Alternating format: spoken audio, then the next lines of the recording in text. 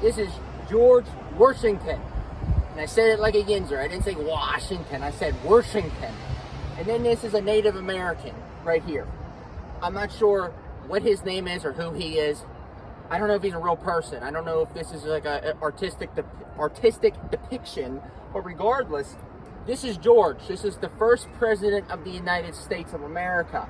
Now, many Indians don't know this, but George Washington, before he became president, before the American Revolution, this guy was a soldier in the British Army. He was from the state or the colony of Virginia.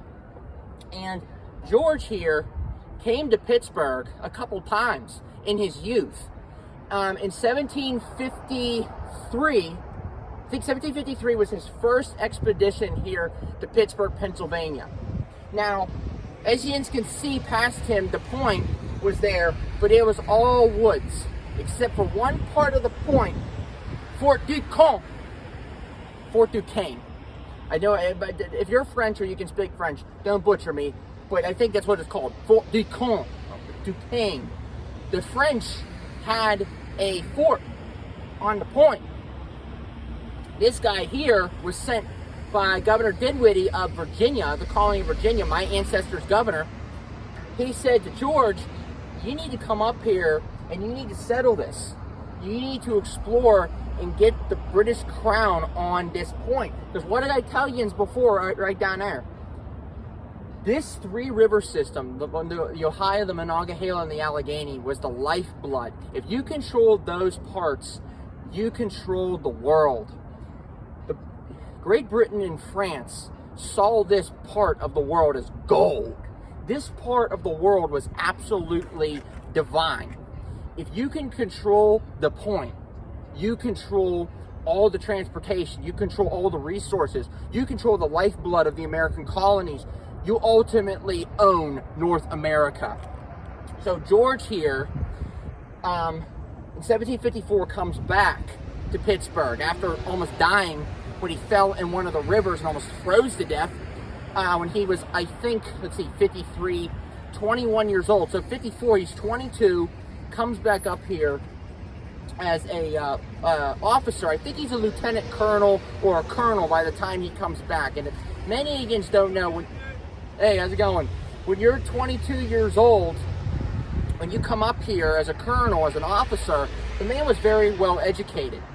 So he comes up here with Virginia colonial soldiers and also British soldiers, and he comes up here to basically claim the point with General Braddock, Edward Braddock. Now, if you know, General Braddock is from England. And as an English soldier, him and George here, their goal and their task is to take the point, take Fort Duquesne and reconvert it and make it into a British fort in a British territory. Well, that doesn't really work out that well. But with the help of General John Forbes, a couple of years later, Forbes Avenue, they take Fort Duquesne on the point and they convert it, they burn it down and they rebuild it and make it Fort Pitt, okay, after Prime Minister William Pitt. So right down there, the British claim that point and they name it Fort Pitt. So the British then control the highway of North America. They control the Ohio, the Monongahela, and the Allegheny, and that means that they control North America, which then sparked a couple years before the French and Indian War.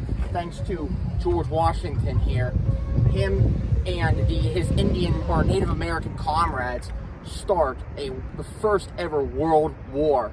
Okay, that was like the first World War. The Europeans, the British, and the French literally fought a world war over that point, over Pittsburgh, Pennsylvania. Amazing. Before I forget, as I was coming up the Mahnt, I saw this little plaque right here talking about, it's called Down the Ohio in 1803. The Lewis and Clark expedition begins August 30th, 1803. So Lewis and Clark used the Ohio River going that way as a way to get to the west, to explore the unknown and uncharted Western territory. And guess who sent them? President Thomas Jefferson, my second cousin 9 times removed. They used the Ohio River as a highway to get to the West. It's just a little footnote. I love this stuff. I really do love the historical significance. I like anything with history, but I love the historical significance of this region. I love southwestern Pennsylvania. I love my region. I'm so proud to be from here because we're so rich in history. Many Yins don't understand. You don't believe me. But these places here in Pittsburgh, like this geography, you take it for granted. You take the history and the geography for granted. But we have it so good here. And if Yins would just take some time to stop and read these and learn about your history, learn about your region, you're gonna really have a life of fulfillment and understand that you're living in probably the greatest part of the United States. Not the greatest, but one of the greatest. I'm telling you, I know I'm a Yinzer, and I know I was born and raised here, and I haven't been to many places in the world, but I can tell Yins this: Pittsburgh, Pennsylvania is a one of a kind. I have learned my whole life to appreciate and love this region in its history and its geography. And I can tell Yins, you need to come up here and see it. If you are not from Pittsburgh, you've never visited Pittsburgh, you have to come see it. Something's going on down at the Steeler game right now. I don't know what it is, but the fans are going nuts.